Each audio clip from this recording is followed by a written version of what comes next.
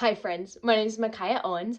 I'm a registered dietitian nutritionist, which means I'm recognized by the Idaho Board of Medicine as your food expert. Today I wanted to talk to you about how to do Halloween well. For many, Halloween is a super stressful holiday due to endless candy lurking in festive bowls, on break room tables, on clearance aisles at the grocery store. Who likes a good deal? This girl.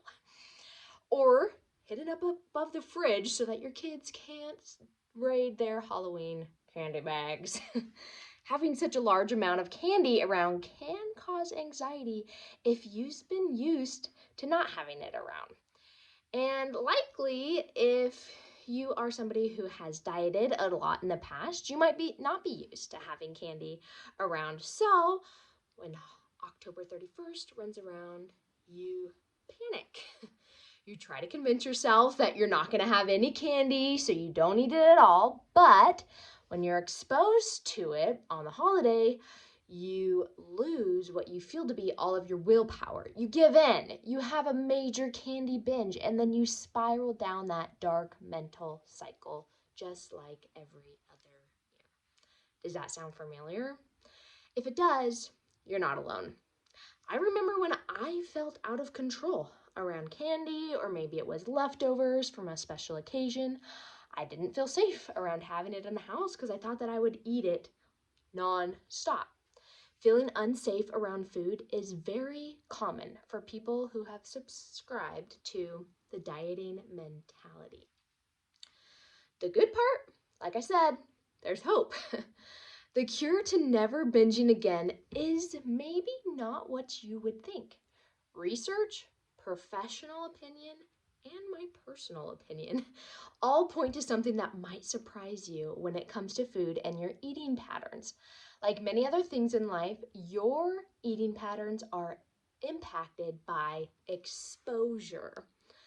Let's take a look at a metaphor to see how this works. Walk with me down imagination lane just for a second. I live in Idaho, like I think a lot of us do. The sun only shines brilliantly for about 3 to 4 months if we're lucky, and then the remaining 8 to 9 months are snow, blizzard, slush, wet, soggy grass. It's not great. So my Caucasian complexion turns what you might call ghostly white by mid-December, all the way until July. So, when the sun does come out in North Idaho, what do you think would happen if I put my white skin in direct sunlight? That's right. I would fry my little hiney off. I'd be blistered and I'd really hurt myself. Food exposure is like sun exposure. If you avoid certain foods because you have deemed them as bad, when you are reintroduced to them, you're going to get burned. Why? Because you've deprived yourself of them. Restriction is a ground for binging. Binging. When you tell yourself, I'm never going to eat that food again, or if I have this food, I'm going to have to skip breakfast tomorrow, you are living in a mental state, or maybe a physical state as well, of restriction. However, research shows that if you expose yourself to foods you've previously restricted, your brain will actually start caring about them less and less over time. Much like my pale white skin, if I regularly expose myself to the sun, when that blazing hot sun in July comes, I'm not going to get burned because I have had reoccurring exposure to the sun. My skin adjusts to the sun rays and it's not licked by its intensities. Are you following me? Regularly exposing yourself to restricted food items actually decreases your likelihood of binging on that food. It becomes less enticing, less special, and it's just another food that is always available. So, here are 3 ways to set yourself up for success in the next few days or next day leading up to Halloween. Number 1, allow yourself to have candy. Telling yourself that you can't have any candy will make you want it more. Leading up to Halloween, allow yourself to have candy when it sounds good. Remember, constant exposure makes things less enticing to the brain. Number two, focus on savoring the candy. Sometimes when you start allowing yourself to have foods that you've previously restricted, your thoughts might sound something like this. Oh my gosh, I can't believe I just had that food. This is so unhealthy. I'm going to have to do a 5-mile run to work this off. If you're constantly telling yourself that you're doing something wrong, you're not able to actually enjoy the food that you're eating. This makes you want more of it because you're not allowing yourself to be satisfied by that food.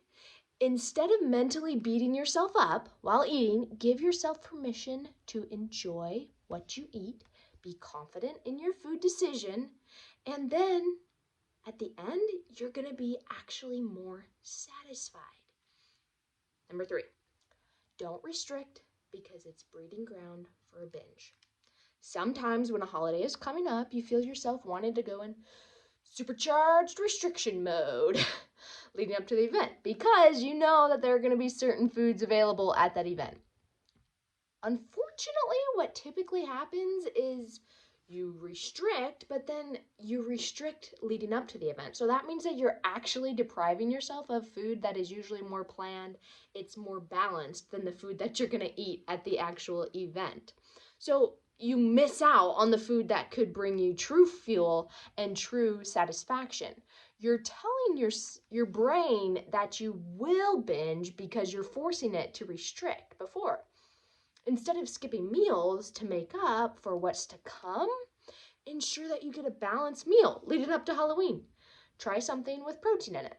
If you need help on knowing what that is, go to my videos from last week to figure out the different types of macronutrients. If you go in to Candy Town hungry, you're more likely to binge. Also, remind yourself this types of foods like candy, it's available all year long. Feeling like this is a once in a lifetime opportunity will make you want to crave the candy more. So, follow those 3 tips for a successful Halloween. And I hope that if you need more help on how to stop binging for good, check out the link in bio. See you next time.